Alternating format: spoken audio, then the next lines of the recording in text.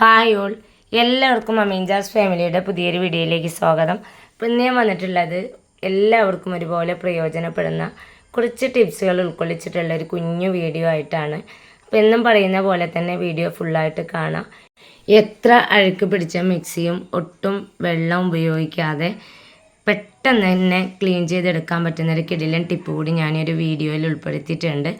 Video ഫുള്ളായിട്ട് കാണുന്ന സമയത്ത് നിങ്ങൾക്ക് യൂസ്ഫുള്ളായിട്ട് തോന്നുകയാണെങ്കിൽ ലൈക്ക് ചെയ്യാനും ഷെയർ ചെയ്യാനും കമൻറ്റ് ചെയ്യാനും സബ്സ്ക്രൈബ് ചെയ്ത് തൊട്ടടുത്തുള്ള കുഞ്ഞു ബെല്ലൈക്കൺ കൂടി എനേബിൾ ചെയ്യാൻ മറക്കരുത്.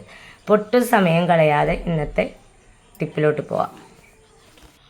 ഇനി ഞാനിതാ അത്യാവശ്യം കറയും തുരുമ്പൊക്കെ പിടിച്ചിട്ടുള്ളൊരു കത്തിയാണ് എടുത്തിട്ടുള്ളത്. ഇതുപോലെ കറ പിടിച്ചിട്ടുള്ള കത്തിയൊക്കെ നമ്മൾ മാറ്റി വെച്ചിട്ടുണ്ടാവും. എന്നാൽ അത് നമുക്ക് പുതുപുത്തനാക്കി എടുക്കാൻ പറ്റുന്നൊരു സിമ്പിൾ ടിപ്പാണ് ഞാൻ കാണിക്കുന്നത് കേട്ടോ. അപ്പോൾ ഞാനിത് ആ ഒരു കത്തിയിൽ ഇതുപോലെ പേസ്റ്റ് ഒന്ന് അപ്ലൈ ചെയ്ത് കൊടുക്കുന്നുണ്ട്. നിങ്ങളുടെ കയ്യിൽ വൈറ്റ് പേസ്റ്റ് ഉണ്ടെങ്കിൽ നിങ്ങൾ അതന്നെ യൂസ് ചെയ്യുക. എൻ്റെ കയ്യിൽ വൈറ്റ് ഇല്ലാത്തതുകൊണ്ടാണ് ഞാനിത് യൂസ് ചെയ്തിട്ടുള്ളത് കേട്ടോ. അപ്പോൾ ഫ്രഷ് ആയിട്ടുള്ളത് യൂസ് ചെയ്യണമെന്നില്ല. നമ്മൾ ടൂത്ത് പേസ്റ്റൊക്കെ ഉപയോഗിച്ച് കഴിയാറായിട്ടുള്ള പേസ്റ്റിൻ്റെ കവറൊക്കെ ഉണ്ടെങ്കിൽ അത് കട്ട് ചെയ്താലും നമുക്കിത് ക്ലീൻ ചെയ്തെടുക്കാനുള്ള പേസ്റ്റൊക്കെ അതിനുള്ളിൽ നിന്ന് കിട്ടും. ഞാൻ നല്ലപോലെ തന്നെ കത്തിയിൽ അപ്ലൈ ചെയ്ത് കൊടുത്തിട്ടുണ്ട്. എന്നിട്ടൊരു പാത്രത്തിൽ ഞാൻ പൊടിയുപ്പാണ് കേട്ടോ എടുത്തിട്ടുള്ളത്.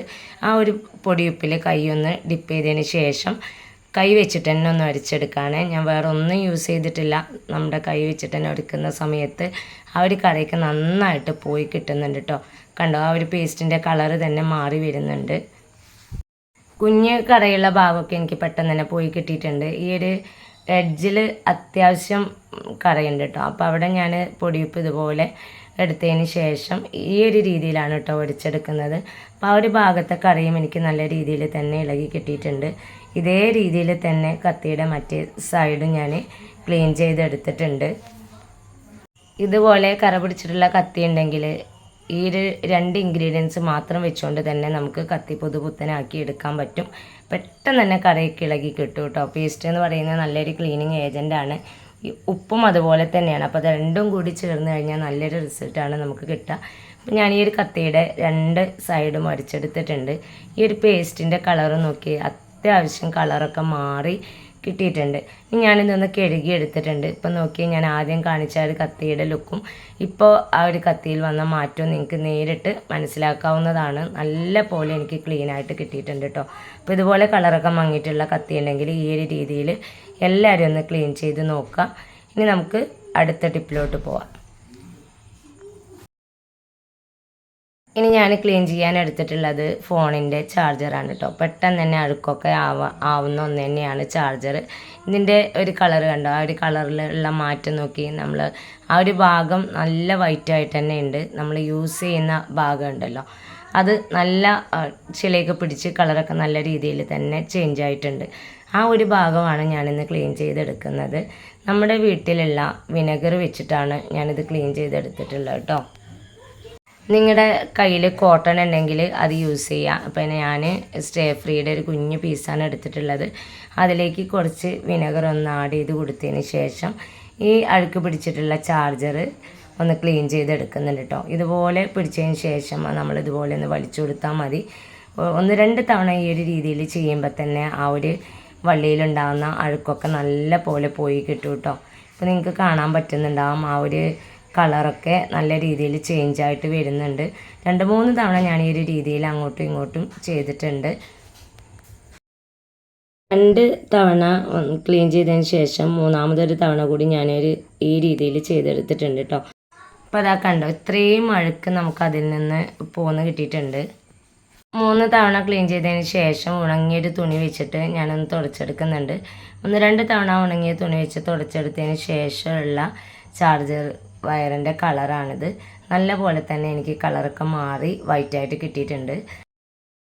ഇനി ഇന്നത്തെ അവസാനത്തെ ടിപ്പിലോട്ട് പോകാം. നമ്മുടെ വീട്ടിൽ ഏറ്റവും കൂടുതൽ വൃത്തികേടാവുന്ന ഒന്ന് തന്നെയാണ് മിക്സി. എത്ര നമ്മൾ ക്ലീൻ ചെയ്ത് കഴിഞ്ഞാലും സ്ഥിരമായിട്ട് യൂസ് ചെയ്യുന്നതുകൊണ്ട് തന്നെ പെട്ടെന്ന് തന്നെ അത് അഴുക്കാവാറുണ്ട്. എന്നാൽ ഞൊടിയിടയിൽ അത് ഒട്ടും വെള്ളം യൂസ് ചെയ്യാതെ ക്ലീൻ ചെയ്തെടുക്കാൻ പറ്റുന്നൊരു കിടിലൻ ടിപ്പാണ് കേട്ടോ. അപ്പോൾ ഞാനതൊരു കുഞ്ഞു ബൗൾ എടുത്തിട്ടുണ്ട്. അതിലേക്ക് 2 table spoon coffee powder, 1 table spoon ഉപ്പ്, 1.5 ടേബിൾ സ്പൂണോളം അപ്പസോഡ, 1/4 ടീസ്പൂൺ ഡിഷ് വാഷ് ലിക്വിഡ്, അതും കൂടി ചേർത്ത് ഞാൻ സ്പൂൺ വെച്ചിട്ട് നന്നായിട്ടൊന്ന് മിക്സ് ചെയ്തെടുക്കുന്നുണ്ട്. അപ്പോൾ നമ്മുടെ ക്ലീനിങ്ങിനുള്ള സൊല്യൂഷൻ റെഡി ആയിട്ടുണ്ട്. ഈ ഒരു സൊല്യൂഷൻ വെച്ചിട്ട് നമുക്ക് സിങ്കൊക്കെ ക്ലീൻ ചെയ്തെടുക്കാൻ പറ്റും കേട്ടോ. അപ്പോൾ ഞാനിത് അഴുക്ക് പിടിച്ച മിക്സി എടുത്തിട്ടുണ്ട്. എന്നിട്ട് നേരത്തെ റെഡിയാക്കി വെച്ച ആ ഒരു ക്ലീനിങ് സൊല്യൂഷനിൽ നിന്ന് കയ്യിൽ കുഴച്ചെടുത്തതിന് ശേഷം അഴുക്കായിട്ടുള്ള മിക്സിയുടെ എല്ലാ ഭാഗത്തും ഈ ഒരു രീതിയിലൊന്ന് അപ്ലൈ ചെയ്ത് കൊടുക്കുന്നുണ്ട്. നമ്മൾ അപ്ലൈ ചെയ്യുന്ന സമയത്ത് ആ ഒരു കുഞ്ഞു കുഞ്ഞു ഗ്യാപ്പിലേക്കൊന്നും ആവാതെ അപ്ലൈ ചെയ്യാനായിട്ട് ശ്രദ്ധിക്കണം കേട്ടോ.